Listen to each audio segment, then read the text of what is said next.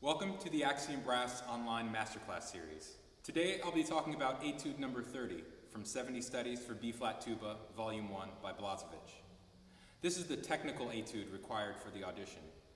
This exercise is actually one of the most straightforward ones. However, there are a few pitfalls to watch out for. To start, it says it's in 4/4 time throughout. It's also an E-flat major, so there are 3 flats in the key signature, though there are several accidentals throughout. Make sure your accidentals carry throughout the measures. This is particularly important in the 4th line. Blazhevich marks the étude Moderato Pesante, which means it should be played at a moderate tempo with a heavy, weighted style.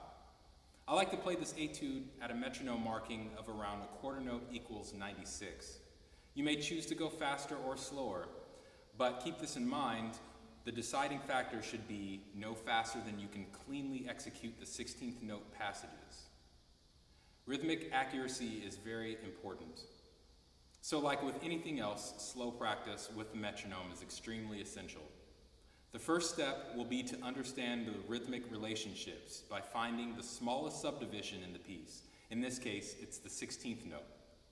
Start by finding a tempo where you can play all of the 16th notes clearly and evenly. This may be very, very slowly at first, but that's okay. Do this with the metronome, and I will demonstrate right now how to do the opening 3 bars with that subdivision exercise.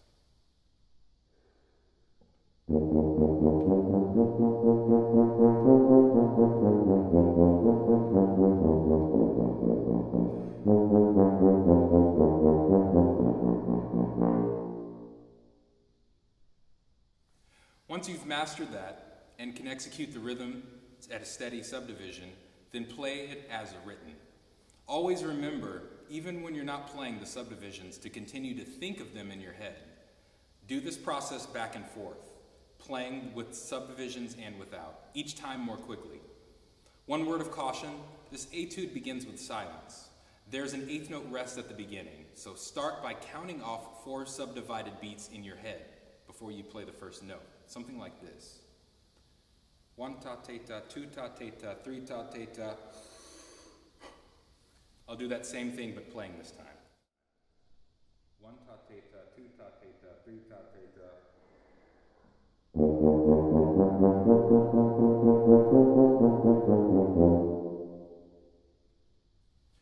There are 2 arpeggiated spots that need attention. The end of the 5th line, going to the B flat above the staff, and 2 and 3 measures from the end, where there is an outlined E flat major chord. Work on those passages slowly. With the first of these, slur them slowly so that you can get the sensation of how to use your air in the upper register. You should not tighten your lips. Instead, think of spinning the air faster and faster as you get higher. Crescendo as you go up as well to make sure that the tone stays nice and even.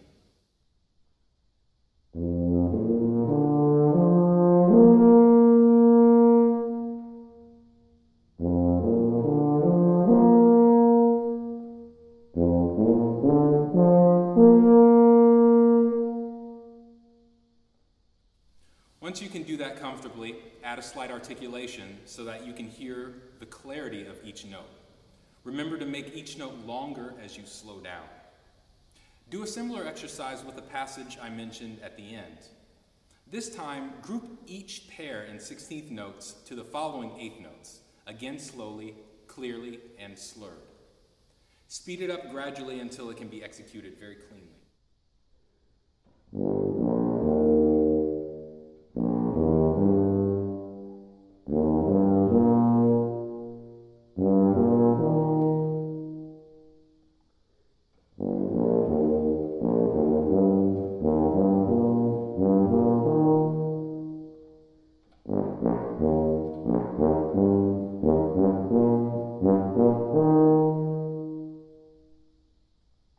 Breathing throughout this etude is an important issue because there are few places you can actually catch your breath.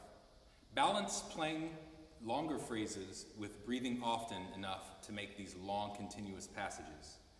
Each person is different depending on their lung capacity and breathing skills. There are two factors that everyone should keep in mind, however. First, always mark in your music exactly where you're going to breathe so that you can do that the same way every time. And second, make sure that the breaths are relaxed and as silent as possible.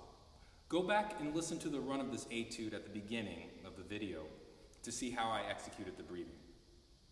Dynamics are also very important and very limited throughout this etude. Most of the piece should be performed forte with a full and even sound. However, make the subito piano sections very dramatic. Be careful not to lose the quality of the sound as you get quieter. Also make sure that the accents stand out at the end of the piece to add more variety. Execute the accents mostly with the air and less with the tongue. Please note that there are two things missing from this edition. First, the dynamic marking of forte, which should be under the low C, second bar of line 7. This should look just like the passage on the second line. The next item missing is that there should be an accent on the low B natural at the end of the second bar of line 8. This fits the pattern of the sequence. In your practice, work on smaller sections, then incorporate those smaller sections into the bigger sections. Spend most of your time of this etude with the most challenging parts. Work them into a daily routine.